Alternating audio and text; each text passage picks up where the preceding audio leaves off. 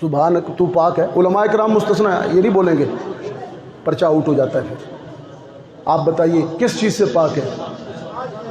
ہاں جی، ہر چیز سے، ہر چیز کا کیا مطلب؟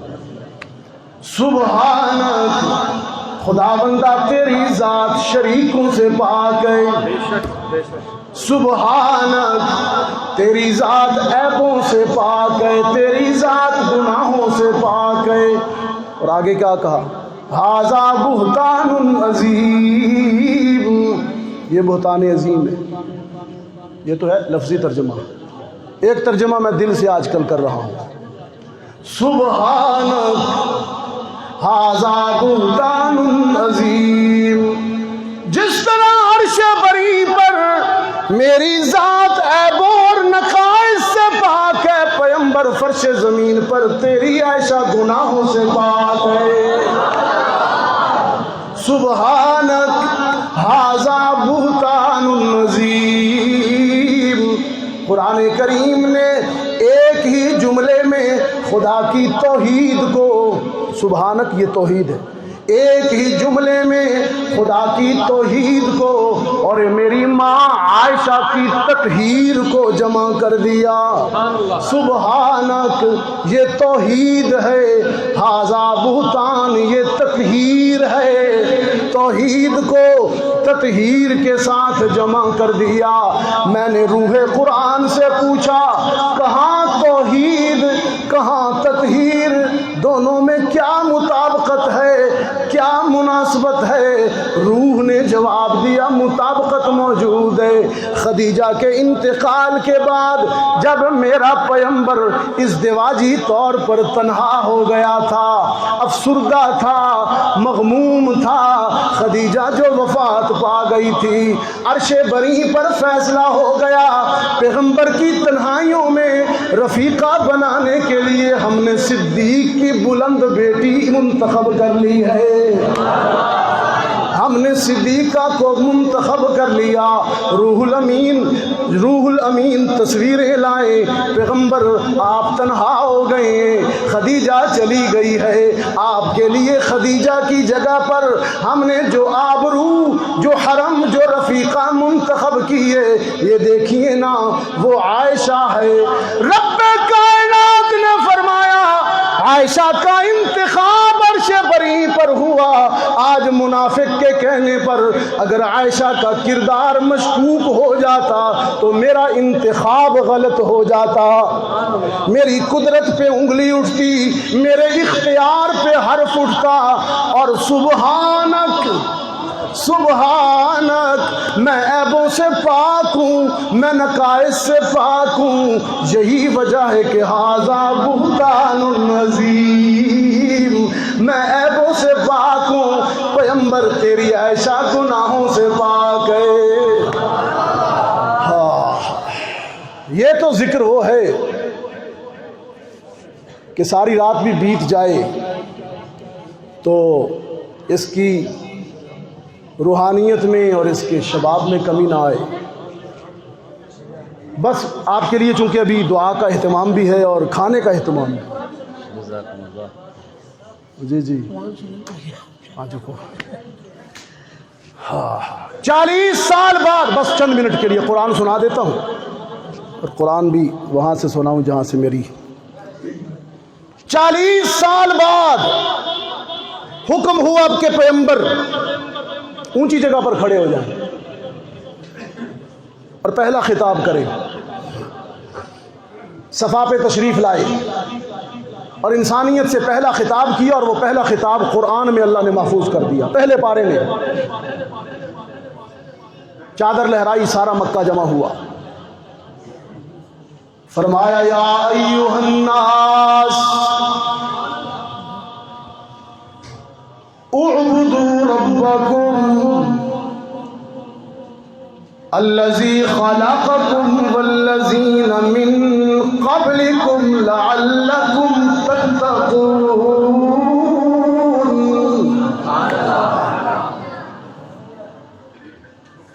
الذی جعل لکم الارض فراشا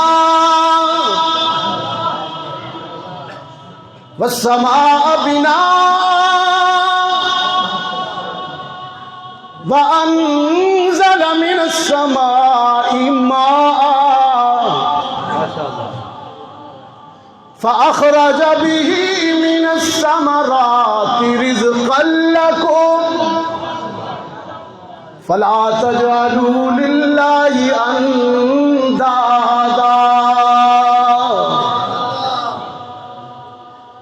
لوگوں، خدا کو معبود، مسجود، مقصود، ہر جگہ موجود، علام الغیوب جاننا، وہی کارساز ہے، دستگیر ہے، مشکل کشا ہے، حاجت روا ہے۔ الذی خلقکم، اسی نے تمہیں پیدا کیا ہے اور تم سے پہلے لوگوں کو پیدا کیا ہے۔ الذی جعل لکم الارض فراشا والسماء بناء، اس نے تمہارے لیے زمین کو بچھونا بنایا، اس نے آسمان کو چھت بنایا، بادلوں سے ٹھنڈا میٹھا پانی برسایا۔ فلا تجعلوا للہ اندادا، ان سارے کاموں میں اس کا شریک اور اس کا ہمسر کسی کو نہ بنانا۔ خطاب ختم ہوا، آمنہ کے لال کا پہلا خطاب۔ راولپنڈی کے دوستوں، ایک بدبخت اٹھا، اس نے کہا تبا لکا۔ میرا ایک تاثر ہے، بیان کرتا ہوں۔ اسلامی تاریخ کا سب سے پہلا گستاخ رسول، سب سے پہلا شاتم رسول یہ ہے۔ اللہ نے قرآن میں ابو جہل کا نام نہیں لیا، لعنت نہیں کی، لیکن اس بدبخت کا نام لیا۔ اس نے ایک ہاتھ اٹھایا، چل بے چل، نعوذ باللہ، خاکم بدہن۔ محمد عربی تو خاموش ہو گئے، لیکن خدائے غیور کی غیرت جلال میں آئی۔ فرمایا تبت یدا ابی لہب وتب، تو نے میرے محبوب کی شان میں گستاخی کرتے ہوئے ایک ہاتھ اٹھایا، میں قیامت تک کے لیے تیرے دونوں ہاتھوں پہ لعنت کرتا ہوں۔ اچھا، ایک اور بھی تاثر ہے یہاں پر، امانت ہے، یاد رکھیں گے انشاءاللہ۔ دور قرآن کے اندر، نزول قرآن کے وقت، حیات طیبہ میں جب بھی کسی گستاخ نے رسول اللہ کی شان میں گستاخی کی، قرآن نے اسے منہ توڑ جواب دیا۔ ایک گستاخ نے کہا ان کی 4 بیٹیاں ہیں۔ کیا ہیں؟ 4 بیٹیاں، ان کا تو بیٹا ہی نہیں ہے، ان کی تو نسل ہی نہیں چلے گی، نشان مٹ جائے گا ان کا۔ بیٹوں سے نسل چلتی ہے جی، بیٹے نام روشن کرتے ہیں۔ آپ کا کیا خیال ہے؟ اس نے کہا بیٹے نام روشن کرتے ہیں، بیٹا بیٹی کی بات نہیں ہے، اللہ سے نیک اولاد مانگے، بیٹی ہو یا بیٹا۔ بعض اوقات ایک ہی پتر ایسا نام رسوا کرتا ہے کہ عقل ٹکانے آ جاتی ہے۔ سرکار دو عالم یہ تانا سن کر محزون ہوئے۔ رب کائنات نے گستاخ کو جواب بعد میں دیا، پہلے اپنے محزون و مغموم پیغمبر کی دلجوئی کی۔ فرمایا انا اعطیناک الکوثر، انا اعطیناک الکوثر، میرے پیغمبر ہم نے تجھے کوثر کا ساقی بنایا۔ تانوں کو نہ جا، وہ تانے نہ سن کہ تیری نرینہ اولاد نہیں، اس کو چھوڑ، یہ دیکھ ہم نے تجھے دیا کیا ہے۔ اولاد نرینہ پہ نہ جائیے، یہ دیکھیے کہ ہم نے آپ کو دیا کیا ہے۔ انا اعطیناک الکوثر، میرے پیغمبر ہم نے تجھے خیر کثیر عطا کیا، تجھے کوثر کا ساقی بنایا، تیرے سر پر ختم نبوت کا تاج سجایا، تیرے دامن میں معراج کی عظمتیں ڈالیں، اقصا میں تجھے نبیوں کا امام بنایا، تیرے گلے میں لولاک کا ہار پہنایا، تجھے حسن و جمال میں نقطہ انتہا پر پہنچایا، تجھے جامعیت کا استعارہ بنایا، میرے پیمبر تیرے لباس کی اداؤں کو آیات بنایا، میرے پیمبر تجھے ہادی کل بنایا، دانائے سبل بنایا، فخر رسول بنایا، میرے پیمبر ہم نے تجھے شمس الضحیٰ بنایا، بدر الدجا بنایا، خیر الورا بنایا، نور الہدا بنایا، میرے پیمبر ہم نے تجھے احمد مجتبیٰ بنایا، محمد مصطفیٰ بنایا۔ یہ تانا مارتے ہیں کہ نشان مٹ جائے گا۔ اِنَّا أَعْطَيْنَاكَ الْكَوْثَرَ، میرے پیمبر اپنا مقام تو دیکھ، ہم نے آدم سے لے کر عیسیٰ تک کسی نبی اور رسول کی رسالت پر عرش بری سے قسمیں کھا کر گواہی نہیں دی۔ آدم نبی تھے لیکن ہم نے ان کی نبوت پر قسم نہیں کھائی، عیسیٰ تک کسی رسول کی رسالت پر قسم نہیں کھائی لیکن تیرے لیے کھائی ہیں۔ میں نے کہا یاسین والقرآن الحکیم انک لمن المرسلین، او میرے یاسین تیرے قلب اطہر پر نازل ہونے والے قرآن کی قسم میں عرش بری سے گواہی دے رہا ہوں کہ تو سچا رسول ہے۔ اور آگے صرف تیری رسالت کی قسم نہیں،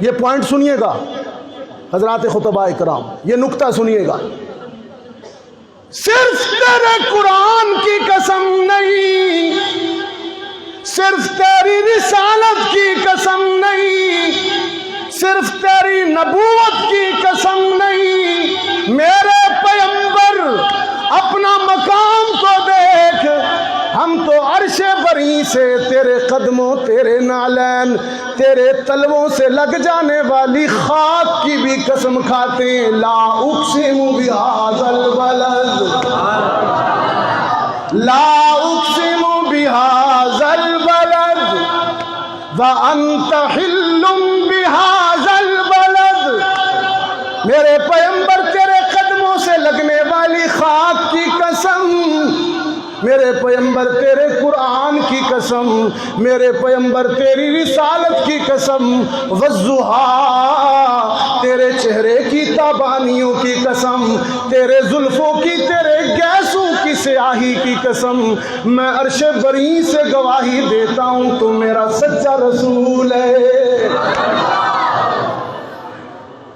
یہ تو شان عظمت مصطفیٰ ہے، یہ تو میرے اور آپ کے پیمبر ہیں۔ آسمانی کتابوں میں قرآن وہ واحد کتاب ہے، تورات کلام خدا ضرور ہے لیکن سیرت کلیم نہیں، انجیل کلام خدا ہے لیکن سیرت مسیح نہیں،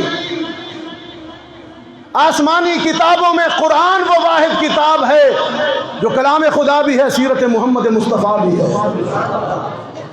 اللہ تعالیٰ میری حاضری کو قبول فرمائے۔